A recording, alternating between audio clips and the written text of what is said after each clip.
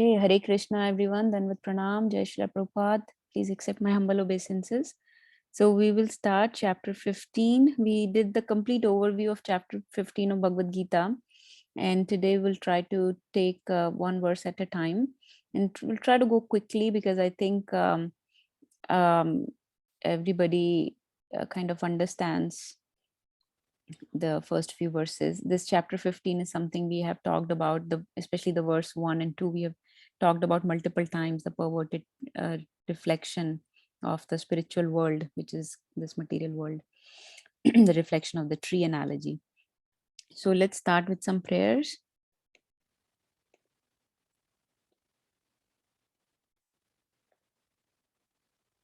Om Ajnana-timirandhasya Jnananjana-shalakaya Chakshurunmilitam Yena Tasmai Shri Guruve Namah.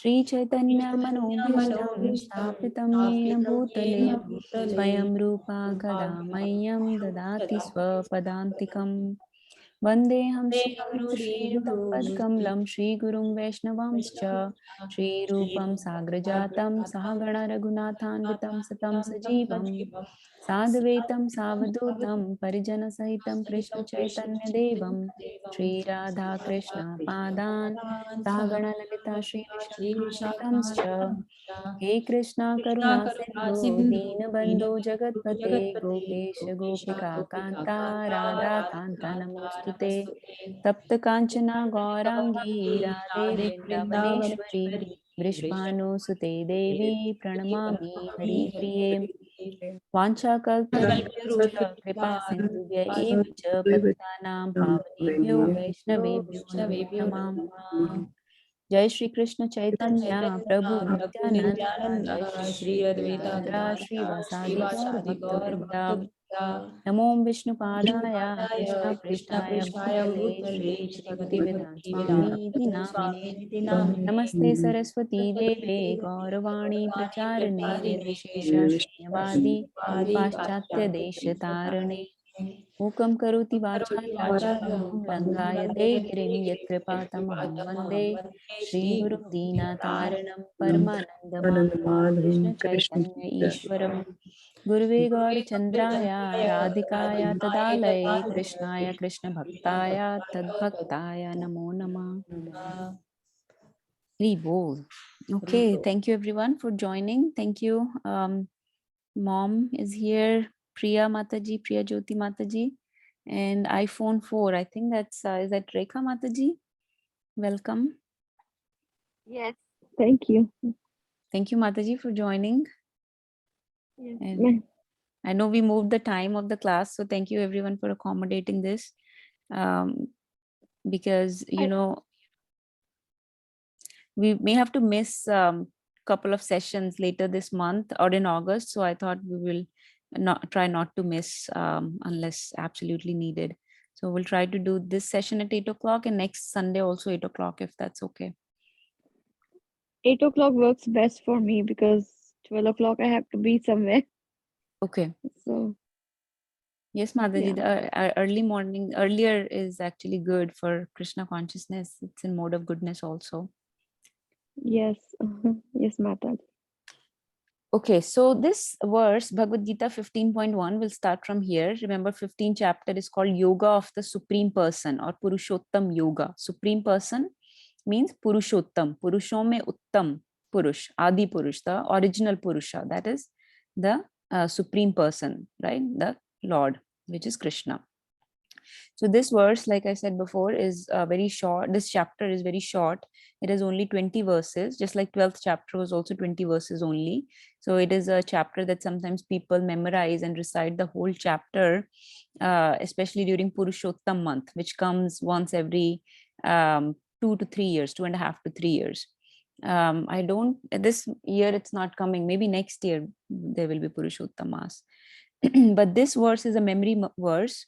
So we'll try to recite it a few times and see if we can commit it to memory. Whoever feels inspired, please try to memorize. Whoever has not started learning Bhagavad Gita verses, please, if just to inspire you, our kids have learned 75 verses of Bhagavad Gita, maybe more, 75 minimum they have learned. Some have learned 50, some have learned 25, but a lot of kids have learned 75 verses. Some may even have learned 108. So it can be done, especially Bhagavad Gita verses are shorter. If you see that each line has only 3 words, right? It's not that hard to learn, especially those that speak Hindi. So Hindi is derived from Sanskrit only. So if you will understand some meanings, and the kids that have learned these verses are not even speaking Hindi fluently. So for them it was even harder to learn, but even they have managed to learn 75 or 50 verses. And mom here, Nirbhay's mom, has learned 50 verses, which is a commendable feat, because in older age, after 60, it is very hard to memorize. So that's why I just want to inspire those that have not started learning. It is not that hard to learn, especially Bhagavad Gita verses. The reason I'm saying especially Bhagavad Gita, because Bhagavatam verses are very long. The meter in which Bhagavatam verses are sung is different typically. Bhagavad Gita verses are shorter. Each line has only 3 to 4 words. So we can start with this verse if you have not learned. And in this chapter, there are 4 or 5 verses that are very important. So let's sing this one a few times. I will say, and then whoever feels inspired, please go ahead and recite it. Shri Bhagavan Uvacha. Please follow. Shri Bhagavan Uvacha Vacha Urdhvamulam Adhashakam Urdhvamulam Adashakam Ashwatham Prahuravyayam Ashvatam Prahuryam Chandamsi Yasya Parnani Chandamsi Yasya Parnani Nami Yastam Veda Savedavit. Yastam Veda Saveda. Okay, who would like to recite next? I can go ahead, Mataji. Yes, ma'am. Shri Bhagavan Uvacha Shri Bhagavan Uvacha Urdhva Mulam Adhashakham Urdhvamulam Adhashakam Aswatham Prahur Avyayam Ashwatham Prahuravyayam Chandamsi Yasya Saparnani Chandamsi Yasya Parnani Yastam Veda Savedavit. Yastam Veda Savedavit. Yes. Shri Bhagwan Uvacha Shri Bhagavan Uvacha Urdhva Moolam Adhashakam Urdhvamulam Adhashakam Adhashakam Ashwatham Prahurabjayam Ashwatham Prahuravyayam Vyayam Chandanshi Yasya Parnani Chandamsi Yasya Parnani Yastam Veda Savedavet Yastam Veda Savedavit. Vedavid. Can I go, Mataji? Yes, Mataji. Hari Bol. Shri Bhagavanam Ovacha Shri Bhagavan Vacha Urdhva Moolam Adha Sakham Urdhvamulam Adhashakam Sakam Aswatham Prahur Avyayam Ashwatham Prahuravyayam Avyayam Chandamsi Yasya Parnani Chandamsi Yasya Parnani Pranami Yastam Veda Savedavit. Yastam Veda Savedavit. Vedavid. Hari Bol. Very bold. I can go. Yes. Mother. Shri Bhagwan Uvacha Shri Bhagavan Bhagavan Uvacha Vacha Urdhva Moolam Adhaya Sakham Urdhvamulam Adhashakam Aswatham Prahur Avyayam Ashwatham Prahuravyayam Chandamasi Yasya Parnani Chandamsi Yasya Parnani Yastam Veda Savedavit. Yastam Veda Savedavit. Okay, Hari Bol. I think Nirbhay Prabhu has already memorized. He looks like he's trying to. I'm trying to. Anyone can say it from memory now? Vinita, Should maybe? I try? Yes, yes, please. Shri Bhagwan Vacha Shri Bhagavan Bhagavacha, Vacha Urdhvamulam Adhah Shakham Urdhvamulam Adhashakam Adhashakam Ashwatham Prahuravyayam Ashwatam Ashwatam Prahuravyayam Prahuravyayam Chandamsi Yasya Parnani Chandamsi Yasya Parnani Yastam Veda Savedave. Yastam Yastam Veda Vedas Savedavet. Hari Bol. Bol. Was that from memory, Mom? Yes, I memorized it last time when you were doing chapter 15. Hari Bol. Bol. Can we say Hari 3 Bol. times? Hari Bol. Yes. Hari Hari Bol. Bol. Hari Hari Bol. Bol. Hari Bol. Good job. Wonderful. Okay. Anyone else? Nirbhay Prabhu, you want to try? I'll try. I don't remember it yet. Okay. Shri Bhagwan Vacha, Shri Bhagavan Bhagwan Vacha Vacha Urdhamulam Adhashakam, Urdhvamulam Adhashakam Ashwatham Prahuravyayam, Ashwatham Prahuravyayam Chandamshi Yes. Yasya Parnani, Chandamsi Yasya Parnani Savedavit, Yastam Yastam Veda Veda Savedavit. Savedavet. Veda Yastam Vedas Vedavid. Hari Bol. Hari Okay. Bol. Anyone else wants to try? I can try. Yes, Vinita. Okay. Shri Bhagwan Vacha Shri Bhagavan Vacha Urdhva Mula Madhashakam Urdhvamulam Adhashakam Ashwatam Prahuravyayam Ashwatham Prahuravyayam Chandamsi Yasya Parnani Chandamsi Yasya Parnani Yastam Veda Savedavid. Yastam Veda Savedavet. Hari Bol. Hari Hari Bol. Bol. Wonderful. Good job. Okay. So if you know the meaning, I mean, some people just try to memorize it as such. I try to take it by the meaning and I'm able to memorize it like that. Urdhva Moolam. So those that understand Hindi, Moolam, Mool, जैसे कहते हैं ना कंद मूल, people eat kand mool. Mool means roots. Shakha means branches, right? Urdhva means down, upper, upper. So upper, yeah, upper. English is also derived from Sanskrit or Hindi, right? So upper becomes upper. So upper or upper is urdhva. So u se shuru ho raha hai, urdhva. Adha is downward. जैसे कहते हैं ना adham, adham. अभी माताजी sang, right? Adhama jana. That low, very degraded people, right? So adha means niche. Urdu, upar are the roots and niche or downwards are the shakha or branches. Ashwatham means banyan tree. Prahur means it is said. जैसे आहू बोलते हैं ना, ahustvam ajam jatam, right? So ahur always means it is said. So prahur, it is said that this banyan tree is avyayam. Avyayam always means imperishable, eternal. Chandamsi. Chand means like hymns or songs, right? Chand. So Chandamsi, the Vedic hymns. Yasya Parnani are its leaves. Jiske leaves. Yasya means jiske. Who its leaves are Vedic hymns. Yastam Veda Savetvid.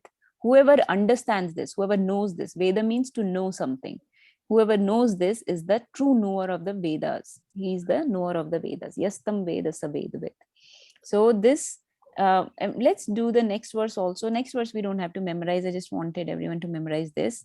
Let's recite that and then read both of these together and take these both together to understand, because this is a continuation of the tree.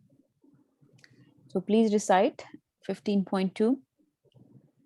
Adhaschordvam prashritastasya shakha अधश्चोर्ध्वं अधश्चोद्धं प्रसृतास्तथा प्रसृतास्तस्तिष्ठाखा Guna pravriddha vishaya pravala.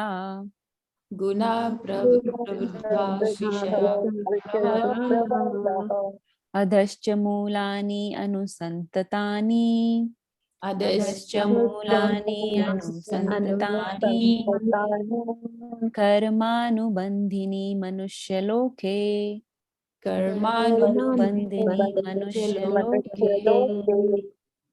Okay, let's take the translations of both of these together. So let's read verse 1 and 2. Who wants to read the translation?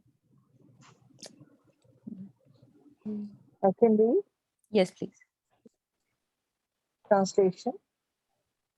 The Supreme Personality of Godhead said, "It is said that there is an imperishable banyan tree that has its roots upward and its branches down, and whose leaves are the Vedic hymns.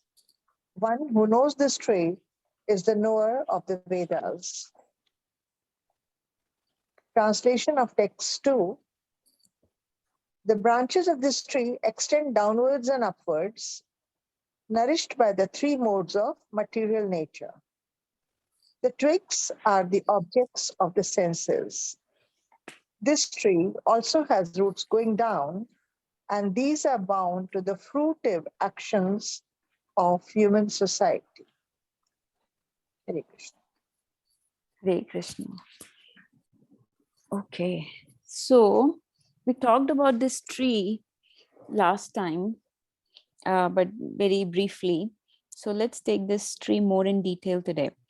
I will share a Word document and we'll take various aspects of this tree.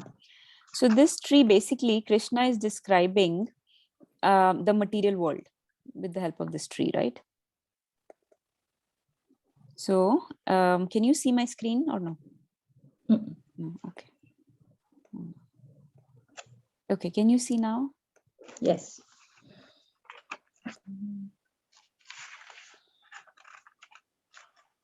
You see a Word document, right? Yes. Yes. Okay, perfect. So let's take this tree. So Krishna is comparing this material world. So this is an analogy or a metaphor, right?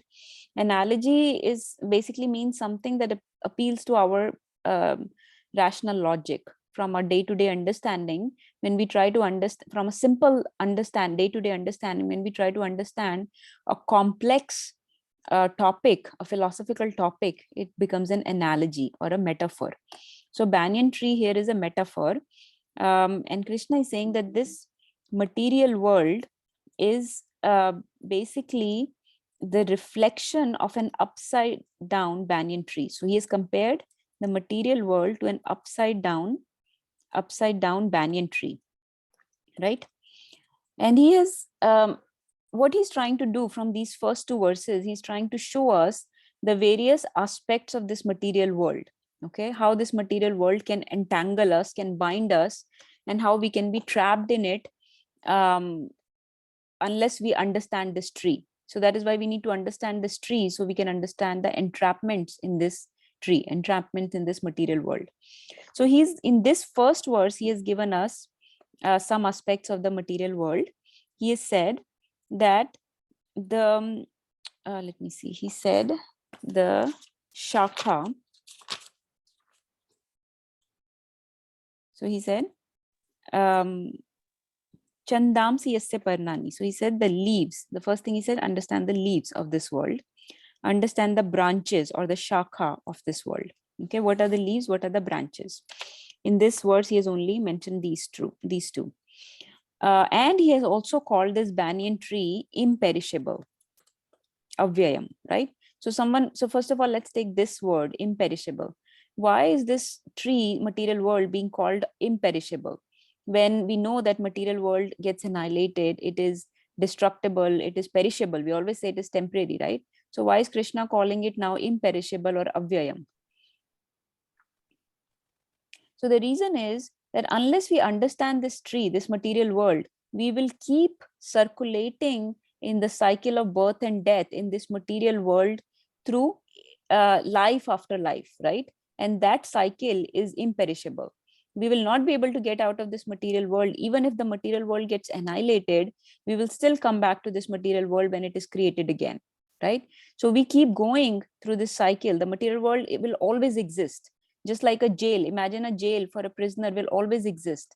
The prisoner does not try to break the jail. He tries to get out of the jail. He does not try to destroy the jail. The jail will always exist, but he tries to get freed from the jail. Similarly, the material world will always exist. It is imperishable in that sense that it will always exist. Even if it gets annihilated, it gets created again, because there is need for this material world over and over again. So since there is need for this world will always exist.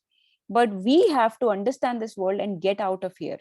So this samsara is imperishable in the sense that it keeps coming back. Even though it gets annihilated, even though it is temporary, it will always exist. It always exists. There is no way for it to not exist. But samsara, or the material world, can stop existing for us. How can it stop existing for us? If we get freed from it. So we don't need to destroy the world. The world will still exist. We just need to get out of here, right? And we also took why this world exists last time. We discussed why the reflection is upside down. What is causing that reflection?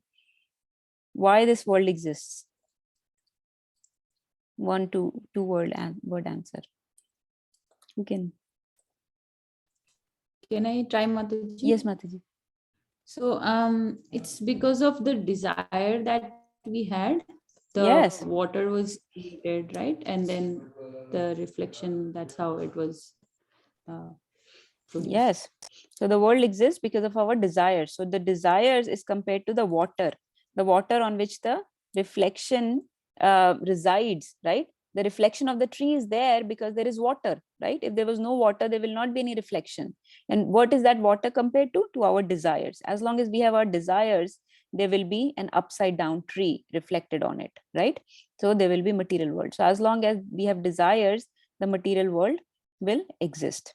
So that is why the material world is imperishable or avyayam, because somebody might say, why is it called avyayam here? It is not imperishable or eternal in the sense that the spiritual world is eternal. It is imperishable in the sense that there is always need for this material world to exist, because there are always desires. So what can we do? We can only try to curb our own desires, and we can try to get out of this material world. So we don't need to try to destroy this material world. We just need to get out of it ourselves.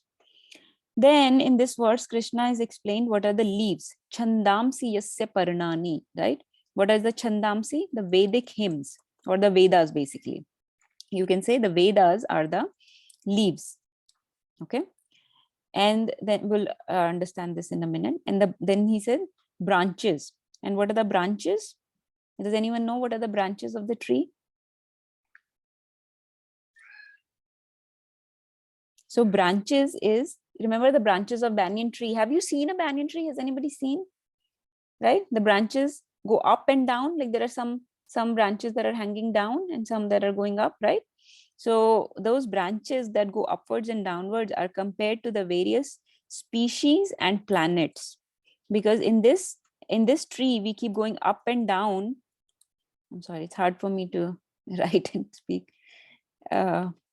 So the species and planets that go upwards and downwards, right? Those are the branches. So in this material world, we keep going into either upper species or lower species, upper planets or lower planets, life after life, right? So we keep, it's like we are like a monkey who's jumping sometimes on an upper branch or sometimes on a lower branch. So if we keep going on upper or lower branches based on our karma, right? We go into upper species or lower species. योनि change होती रहती है, या फिर planet meaning heavenly planets, or we go to the lower planets where the demons and lower species live, like that. So this is this imperishable banyan tree which Krishna is compared to is the material world analogy. Okay, now what does it mean by this? Is a little bit harder to understand. What does it mean by leaves are the Vedic hymns, chandamsi yasya parnani? What does it mean by that? It means that some people that are in this material world, some jivas, are attracted to the leaves of this tree. Some people are attracted to the Vedas or the Vedic hymns. What part of the Vedic hymns? They are attached to the fruitive activities, karma kanda portion of the Vedas, the various dharma, arth, kam, moksha, those kind of aspects of the Vedas, which tell us to improve the condition of our life, basically. So Vedas talk about various aspects, right?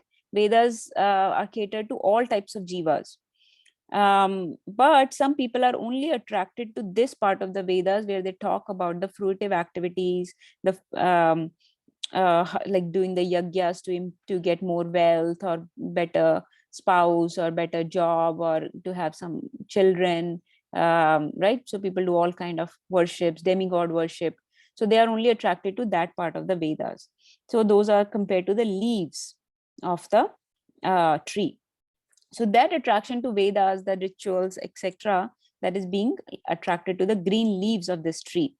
But these people do not know the purpose of the Vedas, because this is not the purpose of the Vedas. And later in this chapter, Krishna will tell us what is the purpose of the Vedas, right? The purpose of Vedas is not just to become religious and just to do various spirituals to advance our condition in this life, or to just go to a better life in the next birth, right? Get more beauty, more fame, more wealth, more riches, more popularity, better situation in the society. That's not the purpose of the Vedas. So those people that are attracted to the Vedas only for that purpose are not understanding the true knowledge of the Vedas. They are not the true knowers of the Vedas. Then in the last line of this verse, Krishna tells us who are the true knowers of the Vedas, who understands that Vedic hymns are only the leaves, that branches, up and down branches, are the various species and planets through which we go through, right? And this material world is nothing but a perverted reflection of the actual spiritual world. That is the true knower of the Vedas. So ultimately, in the end of this verse, Krishna says, true knower of the Vedas is the one who understands this tree to be the perverted reflection of the spiritual world. Does everyone understand this point about the Vedic hymns being the leaves? Please ask any questions or any doubts about this. Do we understand that Vedas cater to all type of jivas, all kind of consciousness, right? So the purpose of the Vedas is not just to get better life in the, to improve our situation in this life, right? So Krishna is saying that the true knower of Vedas is the one who understands that this material world is actually just a perverted reflection of the spiritual world. Now, who can tell me the differences between this material world versus spiritual world? Everybody can mention at least one, I'm sure.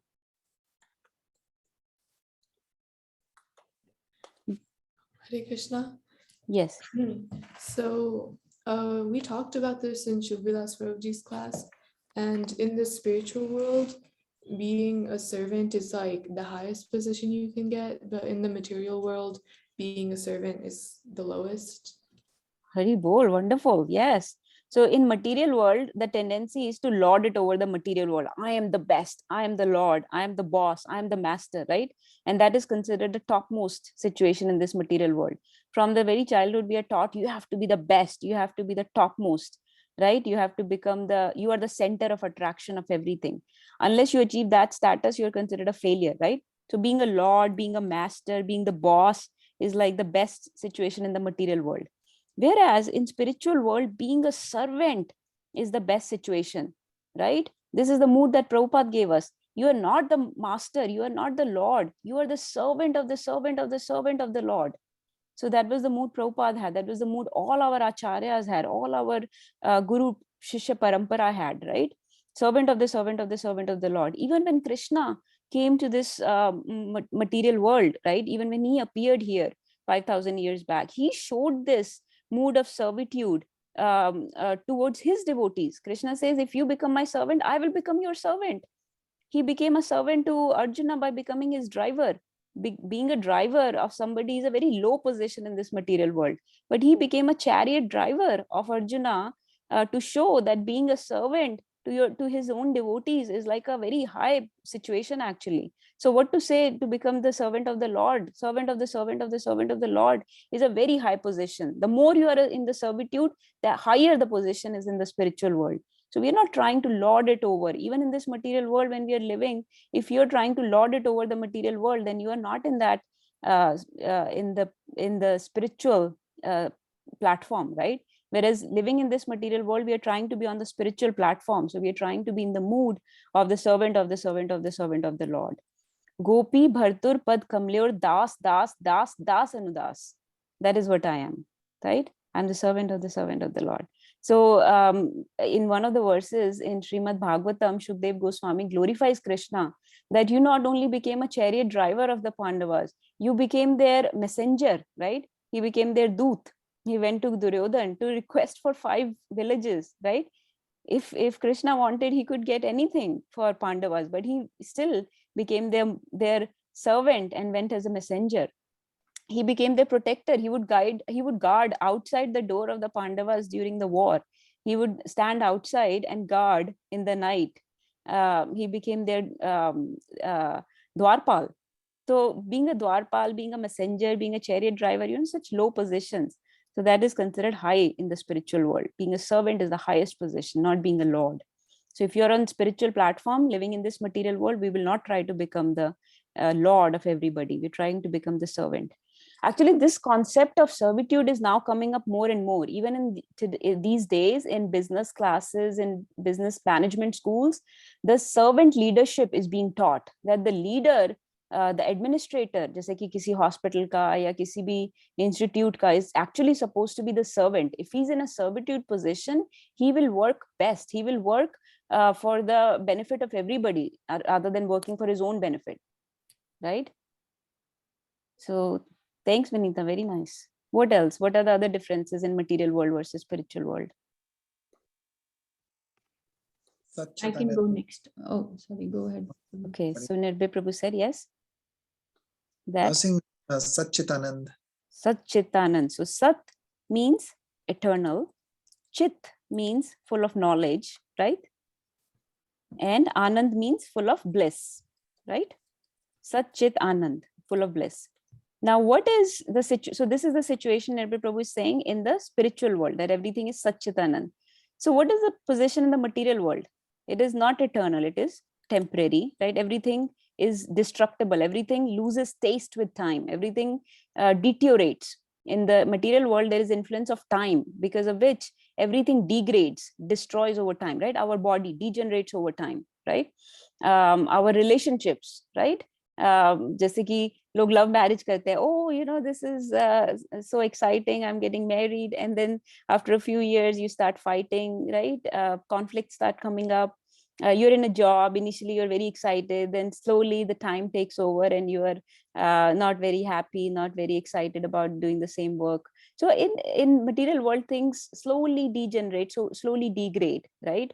Even the yugas advanced from Satyuga, where people were so intelligent, their lives were so long, they were so spiritually oriented, and now we have come to Kali Yuga, where people are lazy, hypocritical, quarrelsome, low intelligence. And this is all given, I'm not, anything that I'm saying, this is, I'm saying it all from Srimad Bhagavatam or Bhagavad Gita, right? We have all read these purports of Prabhupada in Srimad Bhagavatam, where Shukdev Goswami says that in Kali Yuga, people will be less intelligent, lazy, hypocritical. Why? Because of influence of time, the ages deteriorate. From Satyuga, people who had such long lives, so spiritually oriented, so Krishna conscious all the time, have now become all self-conscious. Me. Mera kya fayda? Main kuch kyun karu? Main apna time kyun lagaun? Mera kya fayda? Right? So everything is very temporary, very destructible, and very it degrades, deteriorates over the time. It loses, everything loses taste in material world over time. Whereas in spiritual world, everything grows over time. The love, the gopis' love for Krishna. Do you know that gopis' love for Krishna keeps growing over time? Right? Krishna's beauty, which is, we know that Krishna means all attractive, all beautiful. Krishna's beauty keeps growing over time, right? Can you imagine such a situation where time has completely reverse effect? in the spiritual world, where everything, all the good qualities, they all keep growing over time.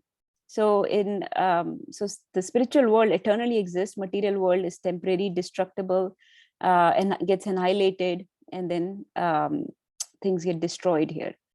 Everything in spiritual world is full of knowledge, whereas in material world, everything is full of ignorance, right? For example, this is ignorance. What is the biggest ignorance? Okay, I won't answer. What is the biggest ignorance in the material world? Let's see. We can be happy. Yes, right. Hold on, Raina. Let Raina answer. Is it people thinking that they are their own body? And Yes. Hari Bol. Can you say 3 times Hari Bol for Raina? Hari Bol, Hari Hari Bol, Bol, Hari Hari Bol. Bol. Yes, Nirbhay Prabhu, answer also very, very good. But this is what I was looking for. Amazing, Raina. The body, that I'm this body is the biggest ignorance, right? To think that I'm this body. So in material world, there is so much ignorance to think that I'm this body, when it is clearly, you can see people dying in front of you every day. You say that ye chale gaye, ye apna sharir chhod ke chale gaye. वो शरीर छोड़ के चले गए, तो वो कौन थे जो चले गए? शरीर, वो तो यहीं पड़े हैं. He's laying there. So who left? Somebody left, right? That thing that left was the consciousness, was the soul, was the spirit soul, was the jiva that left the body. So the body was nothing but dead matter, and then the jiva left. Yet the whole time we are just taking care of this body. Anything related to this body, my bodily identifications, I'm a female, I'm a doctor, I'm an Indian, I'm living in America, right? All these bodily identifications are what we are catering to all the time, trying to decorate this body, trying to do various kind of, cosmetic surgeries. People do so much trauma they inflict on themselves to look good, right? Because they think they're this body, right? When old age comes, people are bewildered by the changes in the body, because they're thinking, I'm this body, I'm losing something because my body is deteriorating, not understanding we are the soul. The soul never changed at all. Actually, you're still same. You, the real you, is still the same. The self, the consciousness has not changed at all. So that is the real ignorance, to be in the bodily conception of life. And then another ignorance, Nirbhay Prabhu very nicely mentioned. Nirbhay Prabhu, can you mention that again? Hare Krishna. Yeah, maybe that'll be more for the next Anand one. But the ignorance would, but the next is that we think that we can be happy in this material world, and we do all our, all the efforts that are made are to be happy. So anything that we want is to get enjoyment or be happy, because that will make us happy. But that is an illusion that we can be happy in this material world. Very bold, yes. So Anand, so in this world, we have some sukha. Sukh basically means that our surrounding situation, our environment around us becomes su. Su means becomes nice. Kha means space around us. Sukha. Kha means space around us. Su means becomes nice. So the space around us becomes nice. That is sukha. Dukha means the space around us becomes bad or poor. So that is dukha. So we have sukha or dukha based on the things that are happening around us. But nobody cares what is happening within us. Within us, that happens is the bliss, the anand that one experience, which is only found in the material world, right? Or it can be found in the association of devotees who are reading Bhagavatam, Bhagavad Gita, who are reciting the names, who are singing in the kirtan, who are having prasadam. Then you can experience the true bliss. But otherwise, there is just misery and illusion of happiness in this world.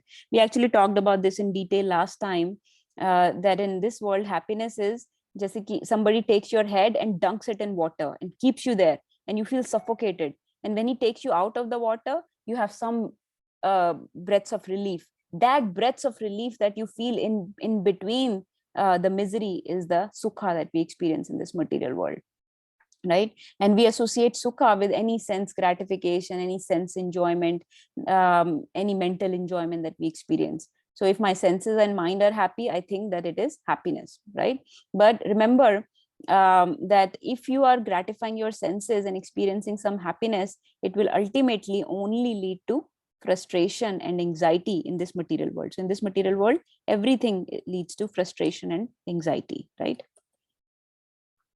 Can somebody explain this statement? How everything in this material world leads to frustration and anxiety?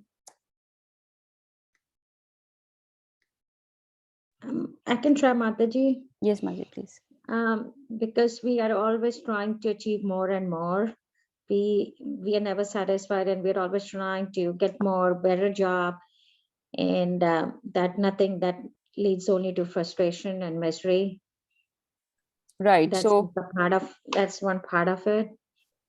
so greed for more, right? So if our Yeah. so we have like Anita Mataji said before, the material existence is because we have desires, right? So when our desires get fulfilled, we get greed for more. We want more, right? We want more and more. That is the I'm not satisfied, and whatever we achieved will also bring us frustration and anxiety. Like yesterday in the temple, we attended Bhagavad Gita class, and this Prabhuji very nicely mentioned that let's say somebody has a desire to own a new house, right? You bought this house, you were hankering for it, you had this desire, your desire got fulfilled, you bought this house. Now, will that house bring you enjoyment or no?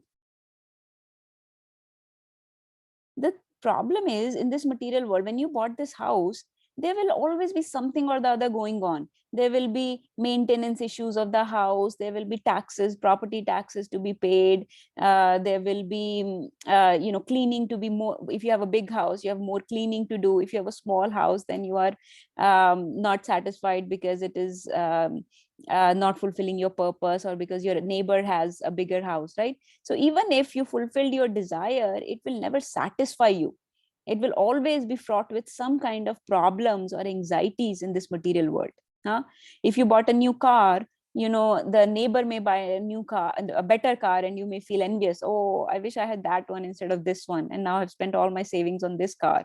Or that car might meet an accident, or someone might scrape it tomorrow, and now you can see the dent and where the paint came off, and that's what you're focused on. So ultimately, in this material world, you may have some short term sukha or happiness, not bliss, just short term sukha, and then again more anxieties and miseries will follow even from having fulfilled that desire, right? And then Mataji's point, then once that desire got fulfilled, you want more.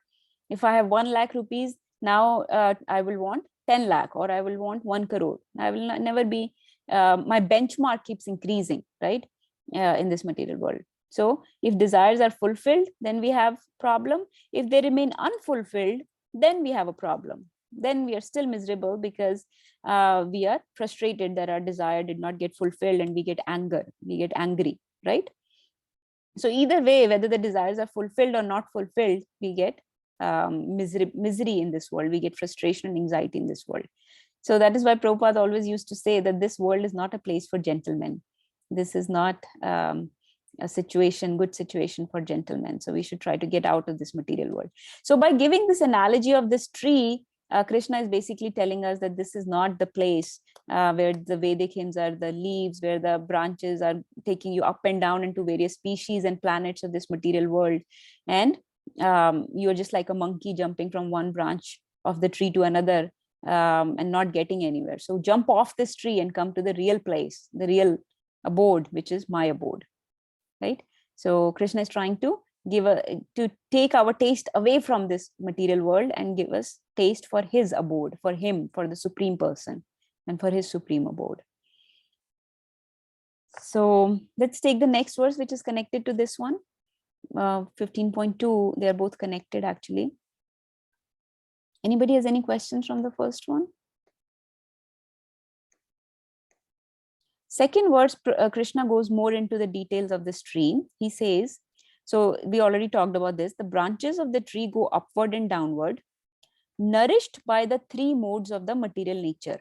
So what is the watering process? Let's write it on our paper. Can you still see the paper? No. No. So what is the watering process of the tree, of this tree, is the 3 modes. So remember, we talked about the water has the reflection, the water on which the reflection resides is the desire, right? So the 3 modes, this is connected because the 3 modes of the material nature give us various kinds of desires, right? We get desires according to the 3 modes of material nature. If somebody is in mode of goodness, he will have more, let's say, calm and quiet and peaceful desires. If somebody is in mode of passion, he will have more ambitious and creative desires. If somebody is in mode of ignorance, then he will have more anxiety and depression type of desires. Oh, I wish I could just sleep. I wish they would leave me alone. I just don't want to do anything. Don't go anywhere, that kind of. So I wish I could drink or eat meat. So in this way, our desires will come from the three modes of material nature. So three modes of material nature are the watering process of this tree, right? They give us the various type of desires. And then Krishna says, the twigs are the objects of the senses. The twigs. So twigs kya hoti hain? Twigs are like branch ki choti choti. What is it called in Hindi? Twig ko Hindi में क्या बोलते हैं? जो leaves के साथ connected हैं, जैसे twigs वगैरह छोटे छोटे छोटी branches basically. Like टहनी. टहनी. Yeah, टहनी may be right. So twigs are the sense objects. What are the sense objects? Who can mention all 5 sense objects, 5 types of sense objects? It's like taste, touch, sight. Hearing. Yes. So sense object is the object of our senses. Just what is the object of our eyes? Vision. What is the object of our eyes? Form, right? Kuch koi achhi form, right? Some good form. What is the object of our tongue? Taste. Like koi taste, or you can say object meaning jaise ki gulab jamun. I don't know why we always bring up gulab jamun in our classes, but the sense object is the object of our senses. Just pe hamari senses will focus, on which our senses are focusing right now. So taste. What is the object for our ears? Hearing. Some sound, right? Some sound. What is the object of our nose? Smell. Some smell, right? Something good to smell, some good sound, some pleasing taste, some pleasing form, right? So जैसे कि इसको बोलते हैं रूप, रंग, नहीं रूप, रस, गंध, स्पर्श, एक और है क्या? What is? स्पर्श रह गया, right? Touch. Right? So these are the sense objects. So twigs are the sense objects. Meaning, what does this mean? We when we think we are this body, when we are in this material world, on this tree, we are on this tree, when we are on this material world and we think we are this body, we are very much driven by our senses and mind. And what pleases our senses and mind? Our senses and mind are pleased by engaging with the sense objects. They are pleased by engaging with the sense objects. Okay. So when they are not pleased, when there is a bad smell, bad taste, bad sound, right? Then they develop aversion to that thing. And when something is very pleasing to them, good taste, good smell, pleasing form, beautiful, soft to touch, when it is very pleasing to the senses, then they get attached to them. Then we want to do those things more and more because our senses were pleased by that. And they retain that memory that, oh, we were pleased by eating this particular samosa. I'll change it this time, samosa. And so I want to eat samosa again because last time my senses were pleased by eating samosa. So in this way, we develop attraction or attachment to certain things and aversion to certain other things that did not please us, right? So senses and mind are pleased by engaging, they're pleased or they hate something, averse by engaging with sense objects. And this is all that a normal jiva, normal living entity is focused on. This is all that we are doing in this material world. Imagine Krishna has given us so many things to do, so much that we could be engaging in, right? Like you are all engaging in reading Bhagavad Gita or Bhagavatam or listening to the kirtan or listening to the pastimes of Krishna, pastimes of his devotees, right? You read about various deities, how they manifest. So many beautiful spiritual things that we could be dealing with. And what do our senses and mind want to deal with? Just the mundane sense objects of this world, right? So this is just nothing but the twigs. Krishna says they are compared to the twigs on that tree. The twigs on that tree. Such a low position we are in, that we are caring about is we should have something good to feed our eyes, to feed our tongue, to feed our ears, to feed our touch, to feed our nose. That is all. So all that we want is for our sense organs and mind to be pleased by engaging with various sense objects. And based on that, we make various impressions for future. We keep doing the same thing over and over again.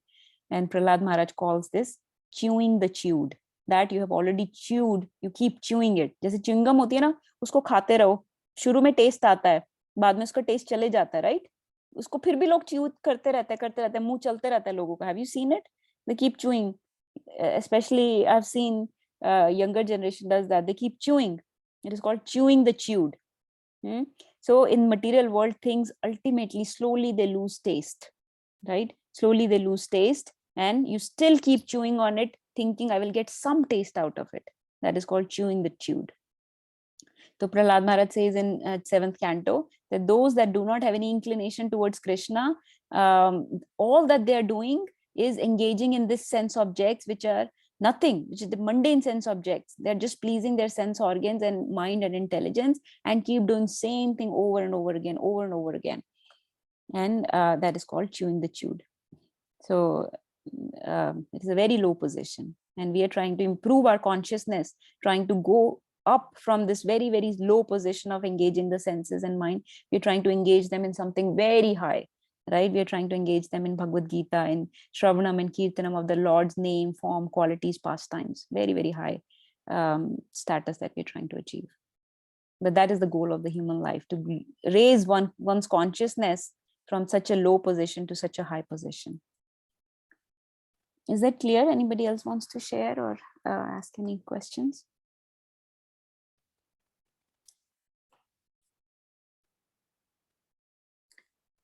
Okay. So let's finish this verse. We could not do too much today, but these verses are very important, like I said, especially the analogy of this tree. Okay, so the last line of this verse is very, very important. This tree also has roots going down, and these are bound to be the fruitive actions of human society. Karmanubandini manushya loke. So the roots of this tree are basically our fruitive actions. So when we have this taste for mundane sense objects, right, we try to please them by doing various fruitive actions, right? We engage in various type of fruitive actions, and we try to enjoy those results, and those results will cause karmanubandhini. Those karmas will cause bondage, bandhini, in this manushya loke, in this bhulok, in this human life. Will get bound by these fruitive activities and these fruitive desires, right? This enjoyer tendency, that I will do all the work to enjoy for myself, right? That will cause bondage in this material world. So in this way, that the tree of this material existence keeps getting very deep rooted for us, very, very strong for us. We are not able to break this tree, right? किसी भी tree को कैसे, how can you make it strong? By making its root strong. So by feeding the fruitive desires, by keep doing fruitive activities, we keep making this material existence very solid for us, very strong for us. In this way, we are not able to get out of this material world and gain entrance into the spiritual abode of Krishna, right? Is that clear? So Krishna is basically telling us what is our situation right now. In the first two verses, he's just telling us how we are so strongly entangled in this material world, how we are just caring about the Vedic hymns, which are the leaves, nothing but the leaves, how we are caring about the twigs, which is nothing but the sense objects, right? And this is not our goal. This is not our goal. In the next two verses, he will teach us what is our goal actually and how to break this tree. The goal is to break this tree, to cut down this tree. You cannot cut down the tree of the whole material world. You can only cut down its existence for you. Like Nirbhay Prabhu, for himself, he can cut his own tree down of material existence, so can get entry into the spiritual abode, right? But the material world will continue existing. Only we get out of here. Like a prisoner gets out of the jail, but the jail still exists. So how this tree operates, we should understand that we are just making the root stronger by watering it with the three modes of material nature, by having more and more fruitive desires, by cultivating those fruitive desires and activities, and by focusing on sense objects and pleasing just our mind and sense organ. It is just making this material existence very strong. All right, so we will wrap up here. Let's see if anybody has any questions. or this is hard, the first two words. This is very, actually, when we started reading Bhagavad Gita, this example of the tree will, Prabhupada starts talking about it from the very beginning. So I had a very hard time understanding it until now. So please ask any Also questions. share it in this document with the thing so that we can reflect on it later on also. Yes, I will, for sure. I will. Anybody else has any thoughts, questions? This is the, do you see my screen? Mhm. This is the material world. This is the upside down tree. And on the tree, there are various fruits of, we have not talked about the fruits, but the fruits are of dharma, arth, kam, moksha, right? And sense gratification is there. Sense objects are the twigs. Vedic hymns are the leaves, right? And topmost planet is of the Brahmaji, where Brahmaji is sitting. And then there are other planets that go upwards and downwards. This desire is the water on which the tree is being reflected. And we have to get out of here and go to the spiritual abode of Krishna, which is far away from this, all this mess. Okay, if there are no other questions, I'll pause here. I'm just going to say quick prayer and stop, and then we have a couple other things to talk about. Vancha kaltarubhyascha kripa sindhueva cha patitanam pavanebhyo vaishnavebhyo namo namah. Granthraj Srimad Bhagavad Gita ki jai. Srila Prabhupada ki jai. All glories to the assembled devotees. Hare Krishna.